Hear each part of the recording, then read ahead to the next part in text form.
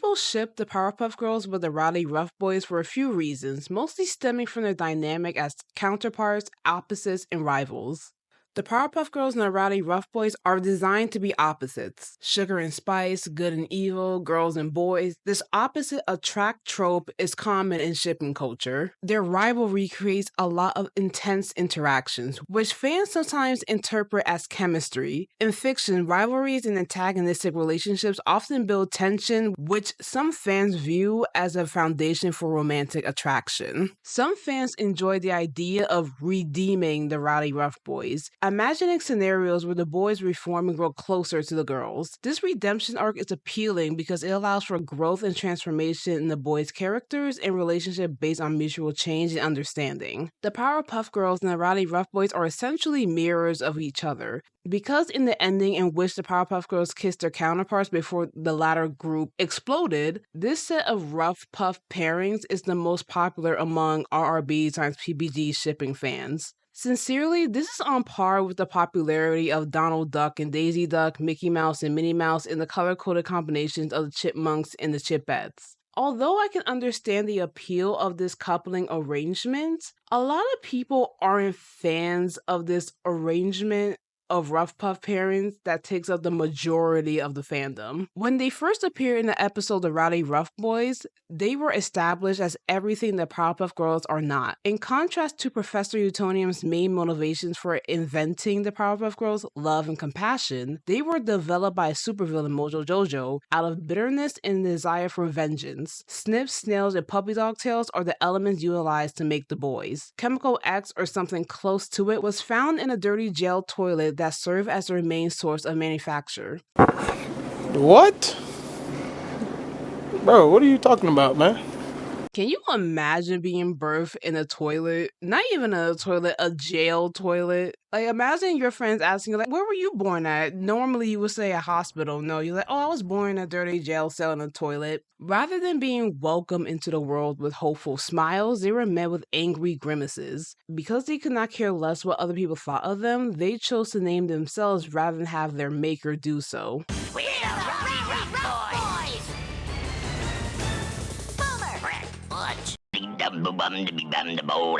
Got scoots, got ski dum the bowl. Skilly doo da bum to be bum the bum. Reap up, but eat it to game to be. Skilly di dee dum to be bum the bum. Hop, do this bum to be bum the bowl. Skeet and scat and skilly di dee dum the skidda but dee dum. The Rowdyruff Boys immediately begin fighting the Powerpuff Girls. The girls have a motive to commit their lives to combat crime and the forces of evil, whereas the Rowdyruff Boys just want to fight. Brooke declared, We're here to kick some butt. As their only genuine goal upon birth. Also, it has been shown that while their combat abilities are similar, they're also different from one another. The boys are composed but also careless, in contrast to the more uniform and daring, I would say, elegant girls. The boys also have little to no concern for the security and well-being of other people, including innocent bystanders. I can easily picture the Rowdyruff Boys acting like Brightburn, which for context is an underhanded kid Superman clone or knockoff. If the Powerpuff Girls was a more mature show, they would win over the Powerpuff Girls thanks to their violence, which is an allusion to the idea that boys play rougher than girls.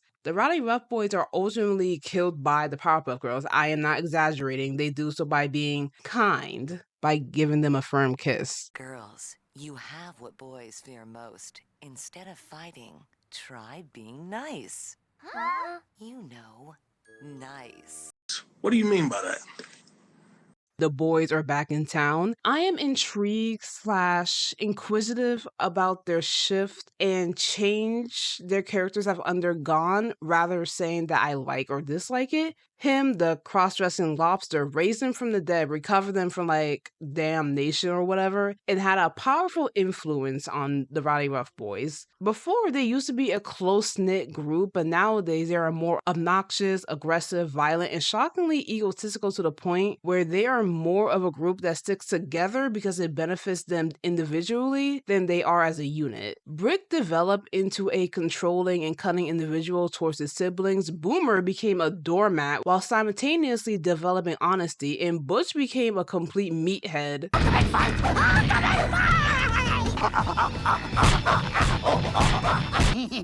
This is gonna be fun! Their passions seem to have shifted as well. The Powerpuff Girls and everything else good in the world has to be destroyed. And that is the Rowdyruff Boys' new objective, not only to fight. If I had to describe what set the Rowdyruff Boys apart from other villains besides being the Powerpuff Girls' hated doppelgangers, him does have a goal, as evidenced in Speed Demon, which is to spread negativity, hatred, and ultimately take over the globe. Because it's your fault for leaving.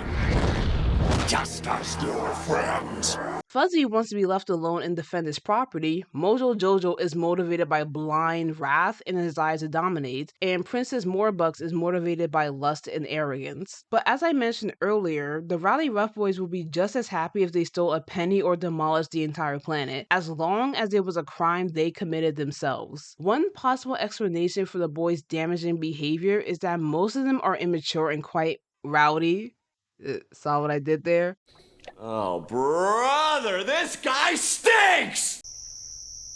I'm sorry, I'll go sit in the corner. However, I believe the primary theme is that true to their title, they are boisterous, rough and tumble young boys who have not been taught the distinction between right and wrong. After all, how can an uneducated, ignorant mind be reprimanded as if it were educated in the first place? However, there is one crucial difference between them as well. Despite being superheroes, the girls can live normal lives like any other kid. They are permitted to attend school, care about matters that seem insignificant to superheroes, and have happy childhoods. For the boys, it is not the same. The basic influences that raised them were that a villain brought them into a world while they were incarcerated. Both Mojo and him could legitimately argue against the boys leading ordinary lives. Enrolling them in elementary school and associating them with non-villainous hobbies is not on their to-do list. This is the only color-coded pairing that I will ever defend with my life. Of course, by all accounts, if Boom Bubbles had a frozen yogurt, it would be cotton candy blue raspberry swirl. I can see a long-lasting, good-natured, satisfying, and serene connection between the blues. To this day, I am pleasantly surprised to see how well this particular color-coded pairing holds up. I can imagine that they wouldn't be afraid to let their feelings show and show the world that they love each other forever. Furthermore, Boomer and Bubbles may complement one another positively, which means that they can handle matters in their ever-blooming, ever-sweet connection as a couple, as adults, and as sweethearts, and as children, because Boomer will fall head over heels in love for Bubbles' brand of forgiveness, generosity, physical flexibility, beauty, talent as a performing and visual artist, and warmth. I believe that Boom Bubbles is the best coded Rough Puff pairing. Among the color-coded ships, Blossic is the most popular but also the most overrated. Don't kill the messenger. Everywhere I look on the internet, be it at fanfiction or fan art, Blossic, according to everyone, is the standard, the epitome of Rowdyruff times Powerpuff pairings. Sincerely, I would prefer not to offend any artisans or fanfiction writers who view Blossic as the ultimate OTP. I understand why Blossic's delivery of these two red clad pioneers is nothing to laugh at. They have the greatest chemistry in contrast, according to, fan art and fanfiction. Brick and Blossom are essentially opposing energies despite sharing a lot of similarities. Blossom is ice while Brick is fire. She is book smart, he is street smart. He is gruff, tough, crass, and does not take no for an answer. She is ladylike, elegant, sleek, beautiful, and refined. These two will never stop trying to outdo one another and will never feel fully satisfied with their very presumptions. Therefore, Brick's cunning will clashes with Blossom's grace and class unfavorably. Brick's ego is equal to Blossoms. There's a thin line between pride and arrogance. I don't think either would ever become normal. There may be compromise when these two tough leaders come together. I can say with the utmost certainty that Blossic is the most beloved and well-liked Rough Puff shipping. Yeah?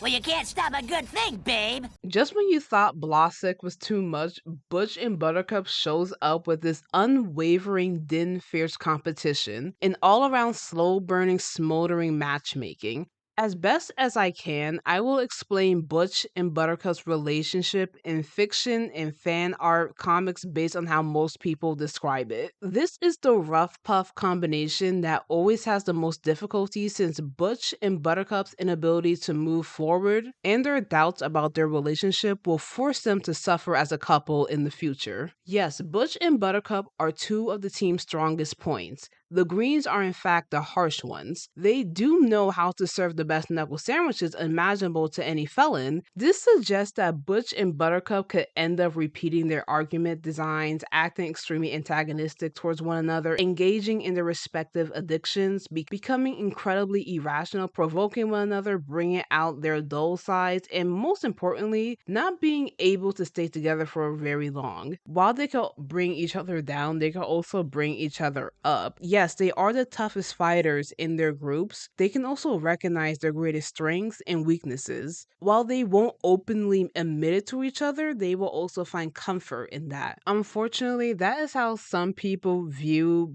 Buttercup and Butch. I believe Buttercup and Butch will make a fantastic relationship. I don't like how some fans portray Butch. They portray him as this sweet, reasonable being or as a pervert with no social life. The Butch that we all know from the show is a meathead that loves to fight, similar to Buttercup. Like, Buttercup is shown as a tsundere, and I am aware that Buttercup occasionally loses her temper, but given how she handled Ace in the episode Butter Crush, I anticipate that Buttercup will be very laid back and discreetly courting Butch's attention. I could envision them getting along well and enjoying similar things, like violent video games, music, as well as fighting. While I am fine with them, I'm not okay with how the fandom portrays Butch and Buttercup at times. Enough! Talk is cheap! Let's do this! For many fans who grew up watching the Powerpuff Girls, shipping the characters is a way to engage with the series from a more mature perspective. These ships allow them to explore new dimensions of characters they loved as kids, evolving their relationships as the fans themselves grow older. Speaking of fan-made content, have any of you heard of the Rowdyruff Boys? They are original characters made by J.K. Sketchy. These are the Rowdyruff Boys counterparts from another dimension, the same dimension the Powerpuff Girls are from that is canon in the PPG universe. The Rowdyruff Boys were huge back in the early 2010s. It gained so much traction that a good majority of the Powerpuff Girl fanbase thought they were real characters made by the creator.